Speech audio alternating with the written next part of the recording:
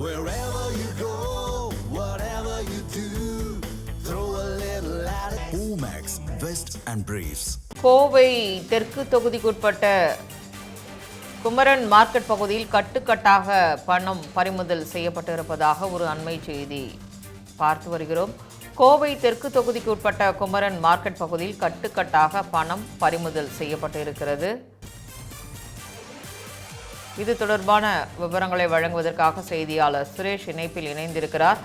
சுரேஷ், தற்பொழுது கட்டுக்கட்டாக அந்த பகுதியில் பணம் கைப்பற்றப்பட்டு இருக்கிறது. அது தொடர்பான முழு விவரங்கள். வணக்கம் சங்கீதா. கோவையில் திமுக அலுவலகத்தில் ஒன்றில் கட்டுக்கட்டாக பணம் பறிமுதல் செய்யப்பட்டிருப்பதாக தகவல் வெளியாகிறது. பறக்கும் படையிடம் சிக்கிய திமுக நிர்வாகி மார்க்கெட் மனோகரன் அவரை பிடித்த அதிமுக காரர்களுடன் வாக்குவாதத்தில் ஈடுபட்டிருக்கிறார்.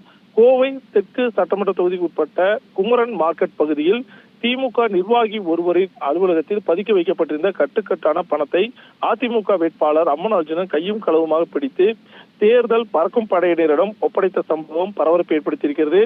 கோவை குமரன் மார்க்கெட் பகுதியில் திமுக நிர்வாகி மார்க்கெட் மனோகரன் என்பவருக்கு சொந்தமான அலுவலகம் இருக்கிறது. இங்கு வாக்காளர்களுக்கு பண விநியோகம் செய்வதாக பெருமளவில் பணம் பதுக்கி வைக்கப்பட்டுள்ளதாக அதிமுக வேட்பாளர் அம்மன் அர்ஜுனனுக்கு தகவல் கிடைத்தது. இதனையடுத்து தனது ஆதரவாளர்களுடன் அங்கு அலுவலகத்துக்கு சென்ற அம்மன் அர்ஜுனன் அங்கு பதுக்கி வைக்கப்பட்டிருந்த பணக்கட்டுகளையும் கண்டறிந்தார். பிடிபட்ட பணத்தை குறித்து உடனடியாக தேர்தல் பறக்கப்படை அதிகாரிகளுக்கு தகவல் தெரிவித்தார். சம்பவ இடத்திற்கு விரைந்து வந்த அதிகாரிகளிடம் அம்மன் அர்ஜுனன் அந்த பணத்தை ஒப்படைத்தார். அதிகாரிகளுடன் வந்த காவல்துறையினர் பணத்தை பறிமுதல் செய்து சோதனையை தீவிரப்படுத்தினாங்க.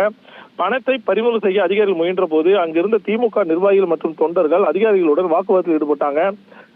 இது வியாபார நிமித்தமான பணம் என அவர்கள் ஒரு கணக்க சொல்லியிருக்காங்க. ஆனா அதுக்கான முறையான ஆவணங்கள் எதுவும் இல்லை. இதனால் அந்த பகுதியில் சிறிது நேரம் கூச்சல் மற்றும் மோதல் ஏற்பட்டது.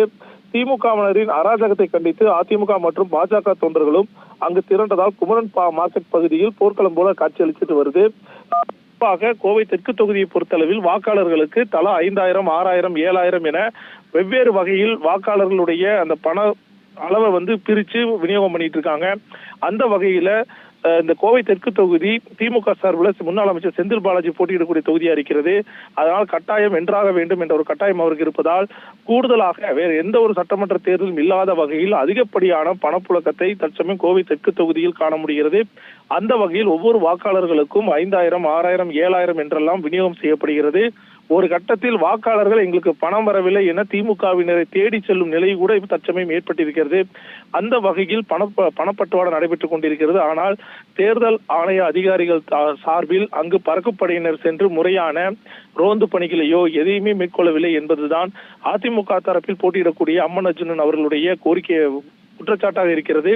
அந்த வகையில் இன்று மதியம் அவர் கோவை மாவட்ட ஆட்சியர் அலுவலகத்தில் தர்ணா போராட்டத்திலும் ஈடுபட்டார். அப்போது கிட்டத்தட்ட 300 கோடி ரூபாய் வரை கோவை தெற்கு தொகுதியில் திமுக பணப்பட்டுவாடாவுக்காக ஒவ்வொரு வாக்காளர்களுக்கும் செலவழித்து வருகிறது. அதுபோல தங்க மூக்குத்தி போன்றவற்றையெல்லாம் கொடுத்து கொண்டு வருகிறார்கள்.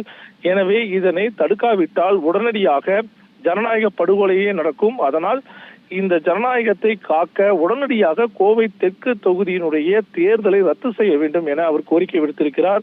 தொடர்ந்து அதிகாரிகள் இதற்கான நடவடிக்கை மேற்கொள்ளாத பட்சத்தில் நாளை இதனை கண்டித்து தேர்தல் வாக்குப்பதிவு நடக்கும் நாளன்ற நாளை தான் உண்ணாவிரதம் இருக்க போவதாகவும் அறிவிச்சிருக்கிறாரு. ஆதலால் நாளை கோவை தெற்கு தொகுதியை பொறுத்தளவுக்கு அனைத்து வாக்குச்சாவடிகளிலும் ஒரு பதற்றமான சூழல் நிலவுமே என்று எதிர்பார்க்கப்படுகிறது. சங்கீதா, விவரங்களை வழங்கியமைக்கு நன்றி சுரேஷ்.